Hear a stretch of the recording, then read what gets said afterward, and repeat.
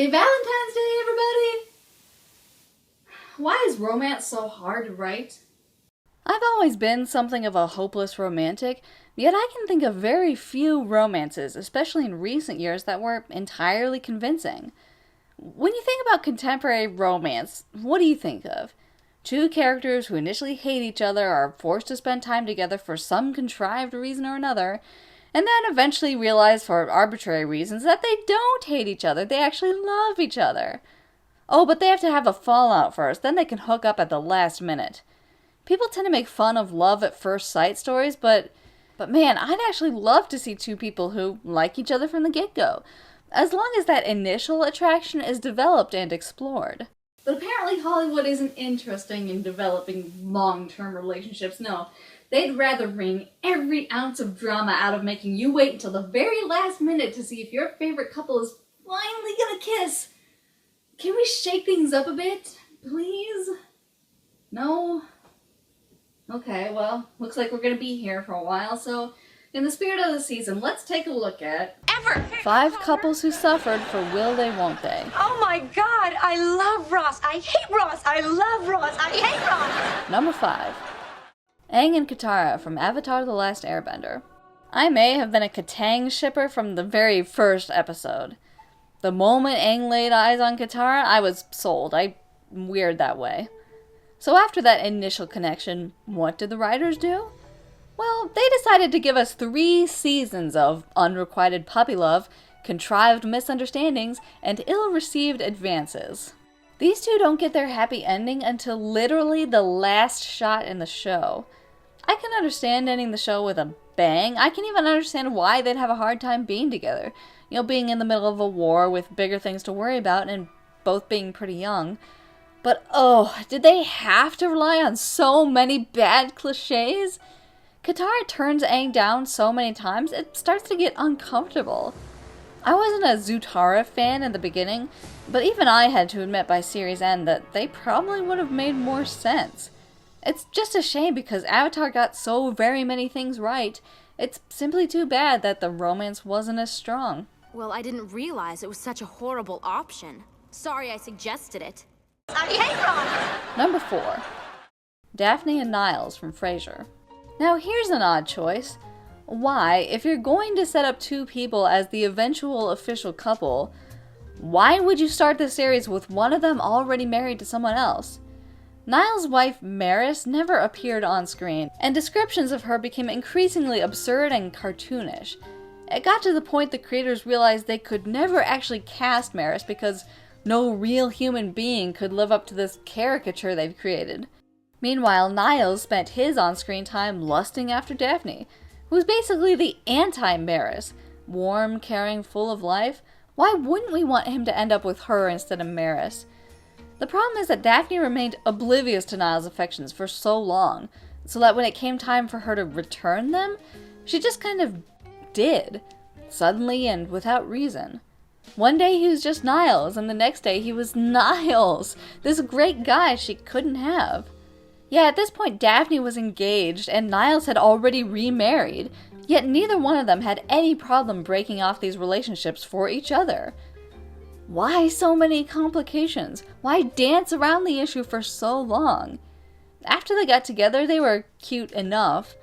They still succumbed to one of the biggest sitcom cliches ever, the married couple that worries they can't get pregnant, though thankfully Frasier had a new spin on the trope. It's just that the initial hookup was so awkward, it kind of set the wrong tone for the relationship. Fasten your seatbelt, Daphne. Fasten yours, Niles. I hate Ross. Number 3. Ron and Hermione from the Harry Potter series.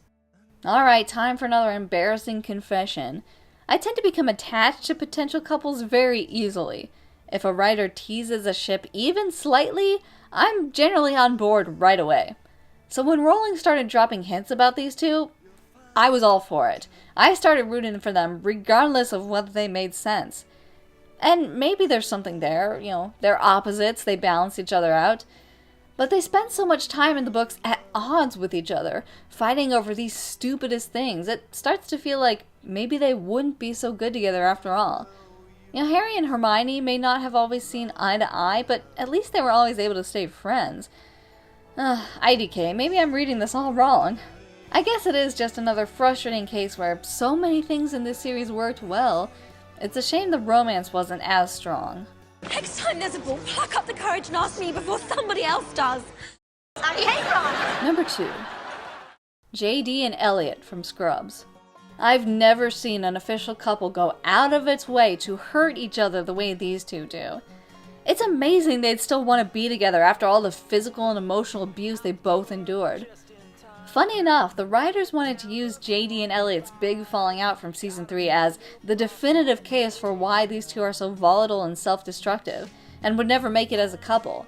But the actors and the audience wanted JD and Elliot to end up together so badly, the writers made it happen. And I'll give them this, Scrubs does something that not many other shows in this position do. They sat their main couple down to have a very serious talk. Almost a whole episode is devoted to JD and Elliot just talking about how they've hurt each other in the past, how they've grown and matured, how they still feel about each other, and how they can try to avoid making the same mistakes going forward. I can't help but be impressed. Not too many shows do this, so it's so refreshing to see one that does. That episode and the newfound maturity in their relationship goes a long way in helping me forgive the drama of those earlier seasons.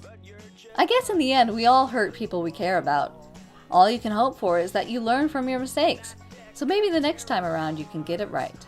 Wow, you look amazing. Even in cookie pants? Especially in cookie pants. I love Ross. I hate Ross. I love Ross. I hate Ross. Number 1. Ross and Rachel may be the go-to example of this trope, but nobody can say the show or even the couple ever really suffered for it. Personally, I may have always found Monica and Chandler to be the more engaging couple, but the series was a rating success from start to finish. No matter what they went through, I always felt like Ross and Rachel really were meant to be together. And they just always ran into trouble whenever one of them tried to express those feelings. Which is more than I can say for these two. I mean, the universe is screaming at me right now. How can you, of all people, tell me to ignore that? Because maybe it's dumb to look for signs from the universe. Maybe the universe has better things to do. Dear God, I hope it does. Last Forever was the finale heard around the world. The outrage at this episode was so potent, people who weren't even fans of the show felt it that night. Where do I even begin? Well, for starters, it's creepy. When you think about it, it's really creepy. Ted gets married to another woman, has 2 kids with her, and the minute she dies, he's off chasing Robin again. Yes, I know, they say he waited 6 years, but to us, the audience, narratively, it's about a minute after we learn about the mother's death that Ted's back on Robin. And his kids are actually cheering him on. Yeah, Dad, Mom's been at the ground for 6 years. Jeez, move on already. We totally want you to bang Aunt Robin. They might as well all be dancing on Tracy's grave. And by the way, the fact that the mother's been dead this whole time kind of makes the kids' attitude in the beginning kind of unsufferable, doesn't it? Are we being punished for something? No. Yeah, is this gonna take a while? Yes. Oh my gosh, your mother is dead. She's not going to see you graduate college and get married and start families. You won't be able to share any of that with her. And you're complaining about listening to a story about her? And then you're not even sad at all. You just want Ted to be with Aunt Robin. Good, great. You know what? You're both grounded until you learn some respect. But that's not even the worst part. No, the worst part, the heart of the whole problem, is that the show goes out of its way to convince us that Ted and Robin are not meant to be together. Ted has to beg Robin to go out with him in the beginning, and after the initial chemistry of the early seasons, Robin becomes progressively unreceptive to Ted's advances, even eventually marrying another man who, on paper, is a much better match for her. Carter and Craig were so dead set on pulling this oh-so-fantastic twist ending that they went way too far in the wrong direction. And they don't even seem convinced themselves. They actually filmed an alternate ending where Tracy lives and Ted gets to the end of the story and everybody just lives happily ever after.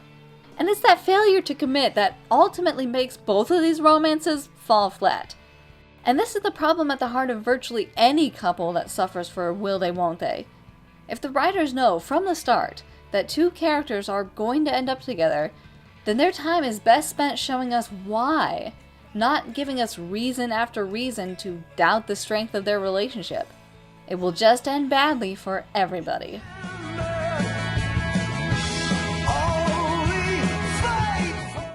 Feel free to share your experiences with Will They, Won't They? And if you know of a case where this trope was actually used well, please share it with me.